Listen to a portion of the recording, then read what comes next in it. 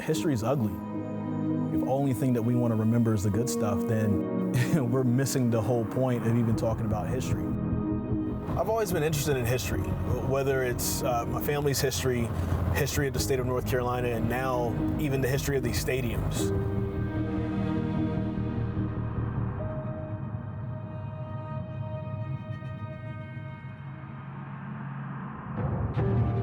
Thinking about Joe McNeely and him being lynched inside of what is currently Bank of America Stadium, thinking about what happened at Clemson and that part of the stadium is actually built on this burial ground, thinking about Lincolnville, a community that was here and now is where Carter Finley Stadium and PNC Arena currently is. I learned that William Rand Kenan, the person who Kenan Stadium is named after, was a part of a brigade of men who helped to kill a bunch of black folks in Wilmington in 1898. And then the light bulb kind of went off for me at that moment. Like, wow, like this stadium bears the name of a white supremacist who wanted to and openly killed black people here in the state of North Carolina. And yet every Saturday, there are black men who are on that field looking to create a future for themselves. And I said, there's something there. And I have to figure out where they're all connected, but there's something there, and that's the story that we need to tell. Okay, why don't you go ahead and sit down. All right, let's do it. Ready? Okay. 3, 2, 1. Chris, let's have you look into the camera and then just say your first and last name and who you are. Hi, I'm Chris Lee. I'm a WRAL sports anchor and reporter. I'm from North Carolina. My last name, Lee, is directly from a plantation in Caswell County. Leesburg, the county seat, is where my last name even comes from. We are in Leesburg, North Carolina. This is in Caswell County. I mean, the last name came from the Lee family who owned enslaved people here in Caswell County. So the Lees were big in this community. And so my family was owned by the Lee family, and now the last name has been passed on. So I've always wanted to know about the history and how things kind of came about. People died at these sites. You know, some of these universities were built by former enslaved people, and these stadiums were built on top of their graves. There are people who lived real lives there, and we don't know who they are, and we should know who they are. And so right now, they're just ghosts. And if we discover more about their history and understand how it connects to today, then maybe we can move forward.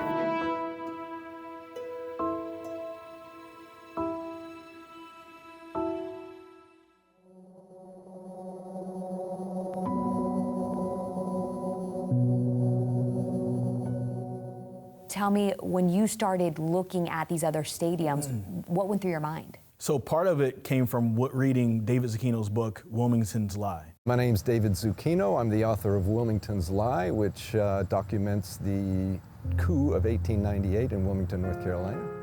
I decided to write the book because I thought the entire country should know about this momentous event in history that really changed the face of the South and brought white supremacy back to the fore. I mean, this was the triggering event. So reading that book, I learned that William Rand Kenan, the person who Kenan Stadium is named after, was a part of a brigade of men who helped to kill a bunch of black folks in Wilmington in 1898. One of the problems with William Rand Kenan's memory is that the most consequential thing that he ever did has been the very thing that's been left out. My name is William Sturkey, and I am an associate professor of history at the University of North Carolina at Chapel Hill. William Rand Kenan is a lot of different things. He is also the son of a wealthy slave-owning family. He is a Civil War veteran who fought for the Confederacy, and he is a man who helped overthrow black political power in the state using violence and murdering a couple dozen African Americans in Wilmington in 1898. Wilmington was probably the most integrated city in the South, the most integrated big city at least, and black men had really carved out successful lives after the Civil War. There was a really strong working class and a black middle class.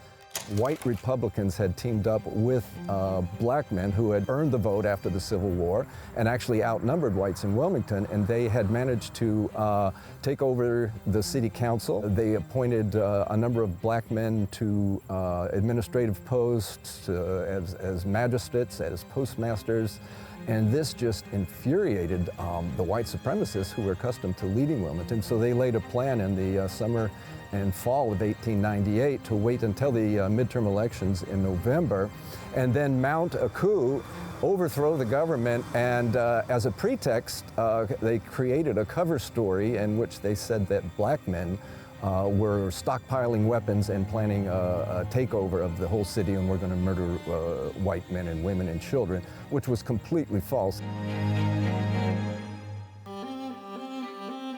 Josephus Daniels was the editor and publisher of the News and Observer in Raleigh, and he had a central role in the propaganda campaign of 1898, which was designed to incite white violence against black men with the goal of driving black men from public and elected office and keeping them away from the polls forever. He was extremely successful. They planted phony stories throughout the state, and the News and Observer was the most dominant newspaper in the state. It was the biggest paper and the most influential. At least almost 25% of white voters were illiterate, so Josephus Daniels hired an editorial cartoonist to draw cartoons depicting black men as savages and as rapists, and that was to reach part of the white voting bloc that couldn't read, but they could certainly understand these editorial cartoons, which were pretty horrible.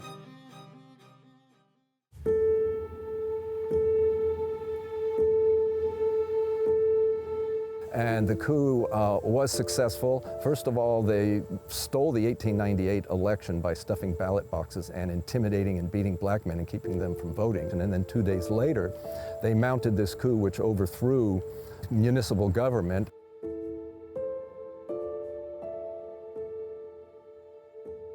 It was a coup. It was basically a massacre of black people at the hands of well-armed white supremacists, and it was planned well in advance. It wasn't a spontaneous, quote, race riot. It was a well-planned, well-conceived, and well-executed coup to overthrow multiracial government in Wilmington. William Rand Kenan Sr., known as Buck, Kenan himself was commander of a gun wagon. The merchants of Wilmington, the white merchants, had bought what they called a rapid-fire gun. It was basically an early machine gun that fired 420 rounds a minute, and they mounted it on a wagon drawn by a horse, and they used it during the coup to kill black men and intimidate black men. They rolled it through the streets during the day, and Kenan was the captain. There was one incident at an intersection, according to the records I found, where the gun crew opened up on a crowd of black men that had gathered there and killed an estimated 25 people. There was another incident in which they fired into a building in which 3 black men were later found dead. It's really impossible to know how many black men were killed that day. Some men, after they were shot, crawled under houses and died there, so not all the bodies were recovered. Basically, historians estimate at least 60 black men were killed, and there have been estimates of over 100 people killed that day. The coup was celebrated openly in the white-run newspapers. There were celebrations in Raleigh afterwards. It was seen as this momentous event that brought white men back into positions of power, which was the way in their mind that things should be, and completely eliminated black men from voting and from politics. Even though the men who committed the Wilmington Massacre and all those atrocities were quite proud of that in the moment, the next generation, when writing about it, sort of softened it and said, well, you know, there were all these problems with African Americans and they had to be dealt with. And even William Rand Kenan Jr. cast a shadow of doubt on whether or not his father was even there in the first place. But of course, we have the picture of him on the wagon with the gun. What do you know of the story behind how this stadium ended up being named after his father? So William Rand Kenan Jr., when he donated the money, said that he'd like for the stadium to be named for his father. And of course, the university agreed because one of its major benefactors, perhaps its most important benefactor, both in the past and in the future, they want to keep him happy, wanted that name for the stadium. And so the university agreed to go ahead and honor that. I think it's important to realize that William Rand Kenan Jr., when he named the stadium after his father, never imagined that black people would be playing there. Just completely unbelievable to him. And so when the university desegregated a generation later, and of course when more African Americans began to play football for UNC Chapel Hill, this huge problem emerged that the stadium's named after a person that did a lot of things in their life, but one of those things was murder a couple dozen black people. But of course, that was all swept under the rug for a long time. All of the information documenting all of this is in the archives, just a few steps away from the stadium itself. What had happened was that the Wilmington Massacre of 1898 has not been taught well in this state. It was covered up for almost a century by some of the people that perpetrated the violence and certainly by their ancestors. And it's just not something that people ever wanted to talk about because it made some of those early white benefactors of UNC Chapel Hill and of the state look quite uncivilized and violent, barbaric even.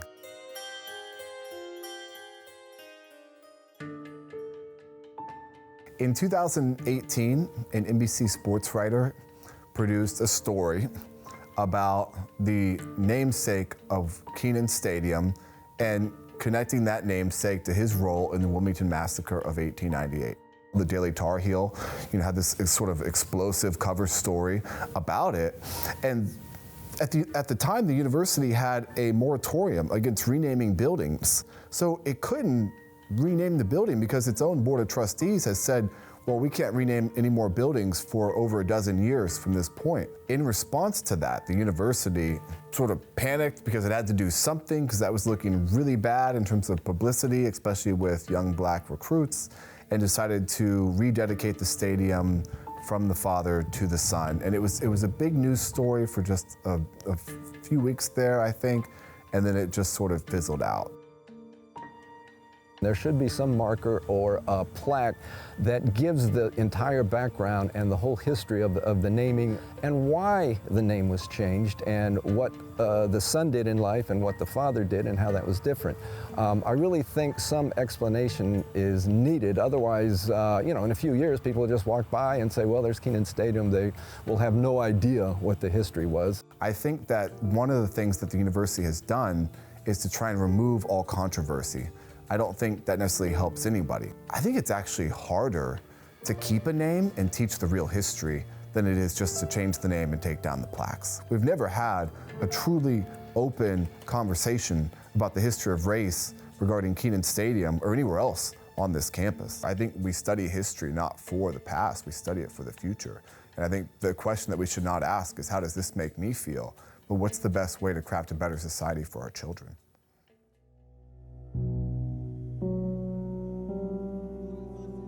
A mob of 30 to 35 white men invade the hospital, take him out of the hospital, drag him into the street, and shoot him to death in the street in front of the hospital. All of this takes place on what is now the site of the Bank of America Stadium.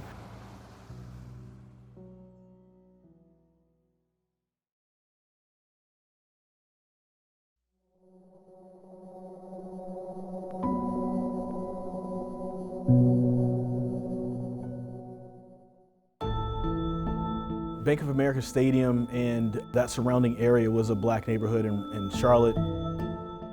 That actual site was the Good Samaritan Hospital, which was the segregated hospital.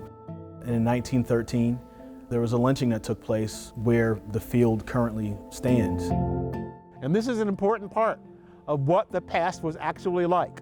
What sort of led to the society we have now, in good ways and bad. My name is Dan Aldridge. I am professor of history and Africana studies at Davidson College. The hospital is the most notable thing on the site of the Bank of America Stadium. Good Samaritan Hospital was the first private hospital built in North Carolina to serve black patients. So at the one hand, it's a symbol of some sort of black achievement and pride. We have a hospital, but it's also emblematic of racial health disparities and of just the profound inequality in what you're provided. It's a symbol of both shame and pride. And for just having a neighborhood of your own. What's a tragedy is so many stadia were built on sites that were once black communities. They're poor neighborhoods, they're struggling neighborhoods. I won't romanticize them by claiming they're all a thing called a Black Wall Street or something like that. But they were people's homes and people's communities, and they were taken from them. Many people believe when they think about lynchings, they think about individuals that are hanging from trees. That is one form of lynching. But lynching also includes what happened to Mr. Joe McNeely. I'm Krista Terrell. I'm a member of the steering committee for the Charlotte-Mecklenburg Remembrance Project. So Mr. Joe McNeely was a 22-year-old black man. He was a laborer and lived right here in Charlotte. He was actually got into an altercation with a white police officer. Gunshots were fired. He was accused of shooting and wounding a police officer in the line of duty. He is arrested. He's injured. He himself is shot during the incident. And Mr. McNeely was held at the Good Samaritan Hospital. He was not a patient there. He was chained to his bed and was guarded by 2 police officers.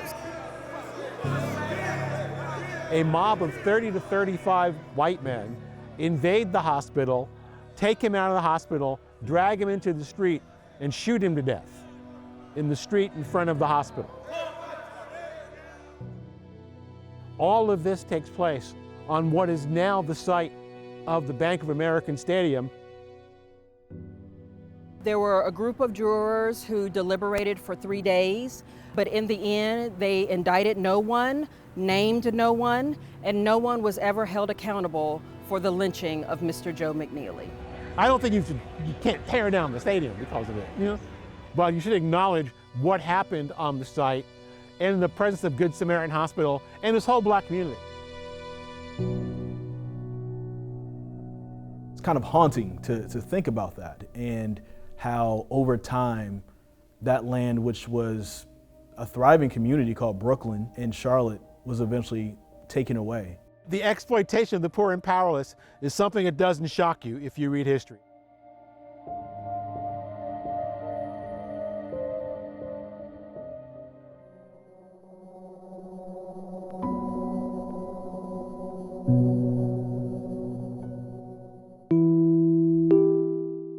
Thinking about Lincolnville, a community that was here and now is where Carter Finley Stadium and PNC Arena currently is. Why are those lands okay to build on, to create entertainment spaces on? I'm Carmen Wimberly Coffin. I'm considered a local historian, and I've written a book called Historical Black Neighborhoods of Raleigh. When the war ended, slavery ended, and African Americans were free for the first time. People came from all parts of the state of North Carolina to Raleigh because it was the capital city. There were several communities that we call freedmen's villages that were created around the city limits. Lincolnville was one of those communities. They would build a church, they would have a pastor, and that is still true today. Lincolnville AME Church started here, and the community of Lincolnville grew around that area. The land in Lincolnville was sold to the state, and the people were told that the prison would be here. And then they changed and didn't build a prison, and they built a football stadium years later. So this is one of the cemeteries here at Lincolnville, steps from Carter Finley Stadium and then PNC Arena. I've driven by here so many different times and just did not realize this was here at all. This is not the only cemetery in this area. This is one of 2.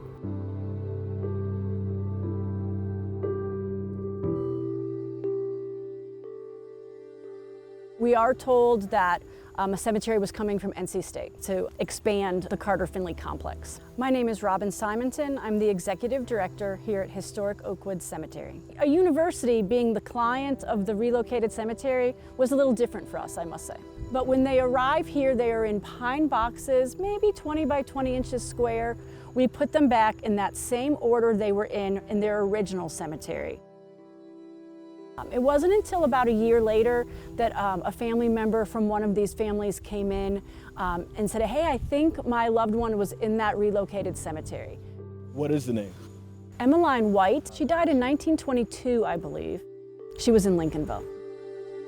She was an enslaved woman. It made us that much more motivated to find out as much about her as possible. Why we went through the census records and tried to do her genealogy. So we could tell her story. And while we don't know all 12 of their names, she becomes then representative of this community of 12 people that are here. But she is somebody that every time I walk down this road with the family giving a tour, we do point her out. Because I think now more than ever, we all know as a community that these stories of the formerly enslaved are often lost, and it's our obligation to try to tell them. It was not treated as a cemetery. It was treated as a funding resource for athletics. It was also treated as a place to party.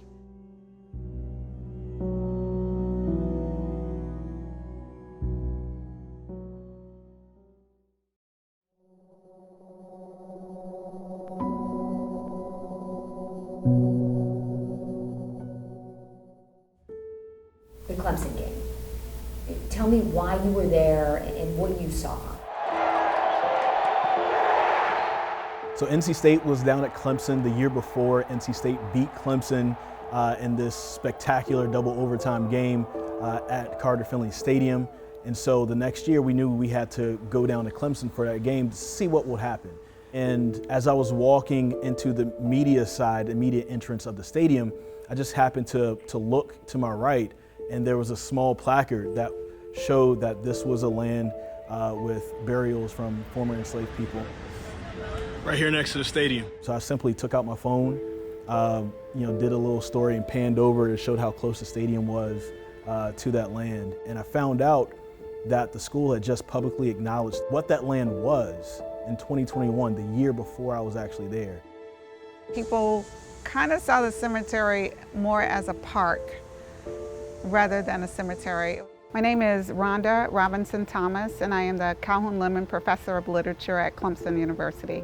Clemson allowed parking within the cemetery. It was not treated as a cemetery. It was treated as a funding resource for athletics. It was also treated as a place to party before the games.